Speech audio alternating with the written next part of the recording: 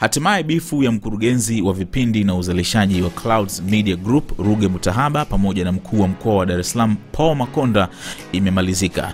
Thanks kwa Rais Dr. John Pombe Magufuli ambaye leo hii huko Tanga aliwaita juu jukwani wakati akihutubia katika ufunguzi wa bomba la mafuta mbele ya Rais wa Uganda Yoweri Museveni, na akawa amewaambia kwamba inabidi wafanye kazi pamoja kwa sababu ni watu ambao wanawakubali, na kama amempongeza pia Ruge kwa kuorganize burudani yote ambayo ilikuwepo pale, kwa sababu katika sherehe hiyo pia kulikuwepo na burudani ambayo ilitolewa na wasanii karibu wote wakubwa wa Tanzania. Kwa hiyo akawa amewaambia wafanye kazi kwa sababu wanaamini kwamba umoja ni mshikamano, na akawa amewataka wamalize tofauti zao waendelee kufanya kazi pamoja kwa kushirikiana.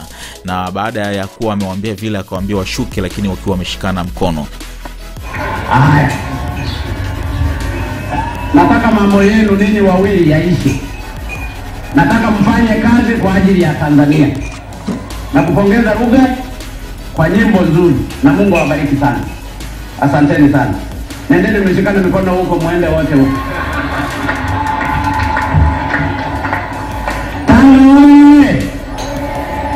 Ni vijana na katika kuonesha kwamba hiyo kitu ni kweli imewaingia na huenda wakawa wameheshimu maamuzi ya Rais Magufuli, wakati wanaperform wale wasanii pia walikuwa wanaonekana jamaa Ruge na Makonda kama wanacheza pamoja kwa ukaribu kabisa na wasanii wakati wanatumbuiza. Kwa kweli hii ni hatua nzuri sana kwa sababu hawa jamaa ni watu wenye nguvu sana. Ruge ni mtu mwenye nguvu sana kwenye upande wa entertainment hapa Tanzania, lakini vile vile Paul Makonda kwa hapa Dar es Salaam ndio mkuu wa mkoa, kwa hiyo ni mtu ambaye ni powerful kwa hapa Dar es Salaam. Kwa hiyo kulikuwa kuna vitu vingi sana ambavyo vinaingiliana na vinakuwa na athari kwa hawa watu wawili kutoelewana.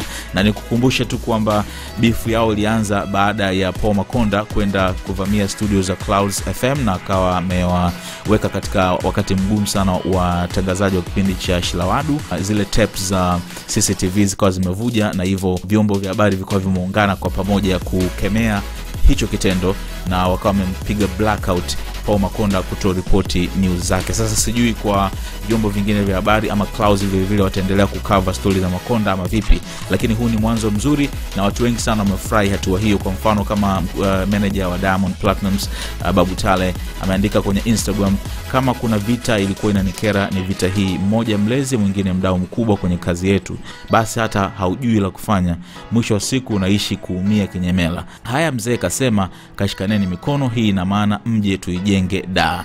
Lakini pia mkurugenzi Hudson Kamoga aliyekuwa mtangazaji wa Clouds TV pia ameweka quotation kutoka katika kitabu cha Mathayo 5:9 mstari wa 9, heri wapatanishi maana nao wataitwa wana wa Mungu. Mungu ibariki Tanzania, #ni uzalendo tu. Lakini vile vile mkuu wa wilaya Kinondoni Ali Happy amempongeza Mheshimiwa Rais kwa kuandika, Mheshimiwa Rais, Mwenyezi Mungu akujalie maisha marefu. Huu ni ukurasa mpya kwa Tanzania hasa katika burudani, na huenda basi mambo yakawa hivyo kama ambavyo tumeweza kuona. Subscribe kwenye channel hii ili uweze kupata mambo mengi zaidi.